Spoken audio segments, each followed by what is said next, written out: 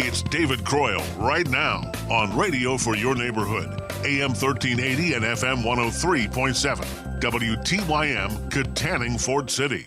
5 minutes now past the hour of 9 o'clock. Good morning, everyone. I'm David. You're the friend. Glad to have you with us on David and Friends today. My first guest on this segment is going to be someone in Harrisburg. She happens to be a member of the governor's cabinet. She's the Pennsylvania Insurance Commissioner, none other than Jessica Altman, and so we're making her welcome this morning. Good morning, Ms. Altman. Good morning. Thank you for having me, David. We're glad for you to be on WTYM. You released something yesterday. You announced the results of a market conduct examination conducted on the practices of a couple of insurance companies. And can you kind of give us just an overview of what that is, the market conduct examination? Sure. So for some context, as insurance commissioner, I run the Pennsylvania Insurance Department. And when many people hear that, they say, I don't want to buy any more insurance. But that is actually not at all what we do. We are a consumer protection agency here to oversee Pennsylvania's insurance marketplace and look out for the consumer and assist consumers with any problems, issues, questions, or concerns they have about their insurance coverage. So for anyone out there listening, I just want you to know that we are a resource in that regard.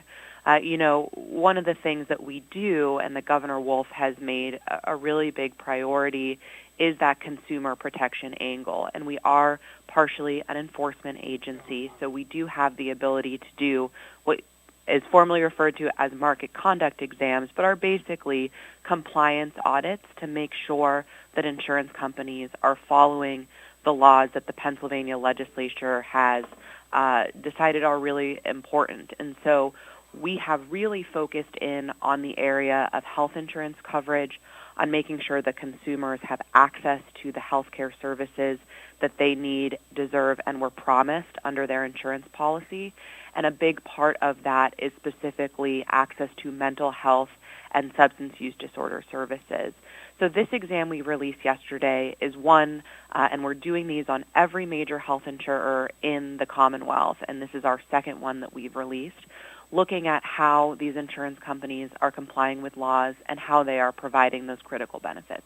This really concerned me because the concerns that you had with the companies for services that were relating to autism, spectrum disorder, and substance use disorder, those are some major things. Of course, the autism, your heart goes out to the folk that are dealing with that, but those are things, all three of those are things that you can't just sort of walk away from. And are you saying basically that insurance companies just said, well, we're not going to cover certain services for these people?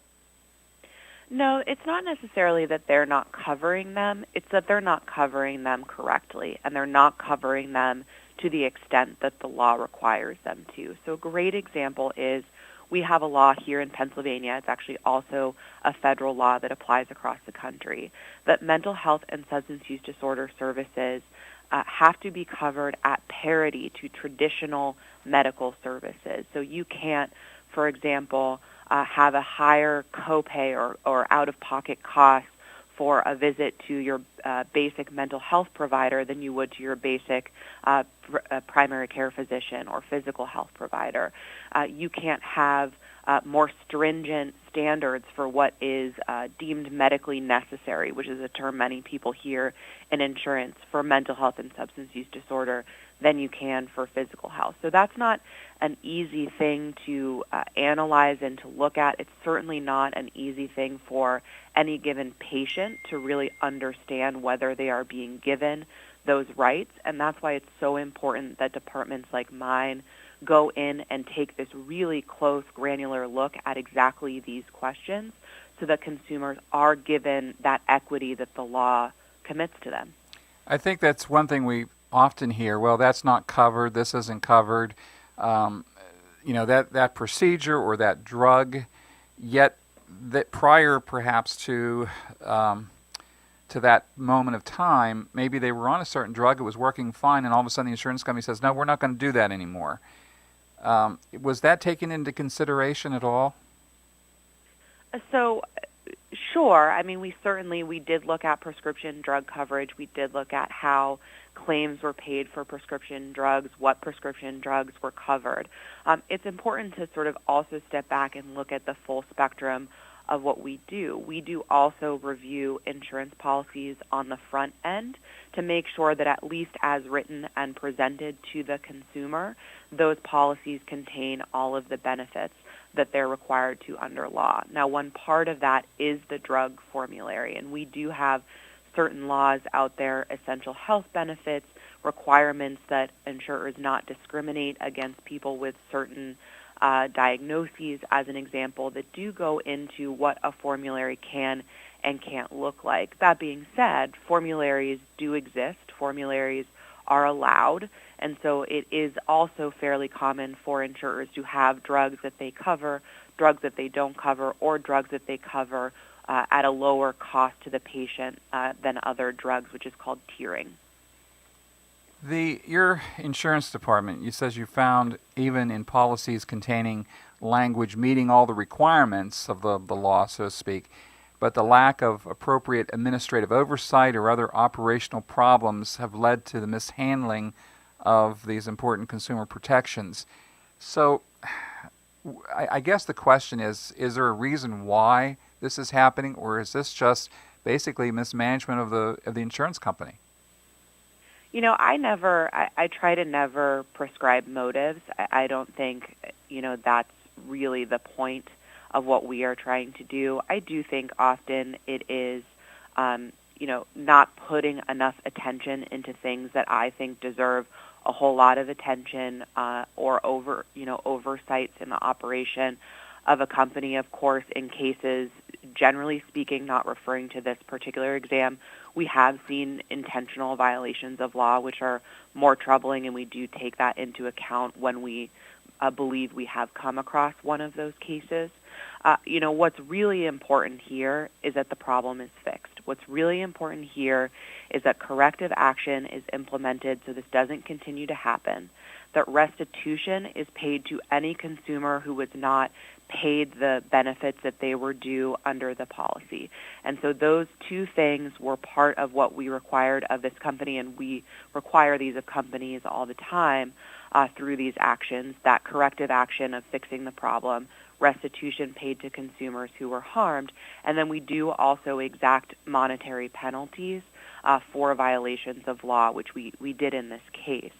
We do also very often come back in and do a second audit to make sure that they really did fix the problem. So we are watching, we are checking, and we're going to make sure this gets fixed. I know that at insurance.pa.gov, so that's an important internet address for many people to go to, insurance.pa.gov, and there's information there on substance use disorder, mental health coverage requirements, that type of thing. And I don't want to, of course, send a whole lot of people down your way to do things that perhaps doesn't fall under the realm. So as far as somebody, let's just say a consumer just doesn't think that the plan that they have isn't meeting the requirements for mental health and substance use disorder coverage, or they have other questions. What's the best way to go, and what type of person should be contacting you? Yeah, I would never deter anyone from calling us. That is exactly why we exist. So first of all, we do handle formal complaints or allegations of an insurance company not providing the benefits they promise. So if a consumer believes their insurance company is doing something wrong, absolutely contact us. But we also just answer basic questions. So if you want to know what something in your insurance policy means, or how it works in practice, or what the law says, call us too, or check on our website. Our website also provides functions to ask us basic questions, to file those complaints online, and all of that good stuff. So I would say anything you need, we're here about insurance. All right, I'm talking today with the Insurance Commissioner for Pennsylvania. She is none other than Jessica Altman. And Commissioner, thank you so much for joining us this morning on David and Friends. I do appreciate it. Absolutely. Thank you for talking about these important issues, and have a wonderful day. You as well. All right, 14 and a half past the hour. Whenever I come back, we're going to talk a little bit about the weather, because that's kind of key right now. Many of you are going out there saying, what is going on in this weather thing? Yeah, a little bit of snow, a little bit of rain, a little bit of clouds. Well, it's going to make for a wintry mix tonight. We'll talk about it in just a few moments. Stay with us. Today, David and Friends on the air with you, 1380 AM FM 103.7.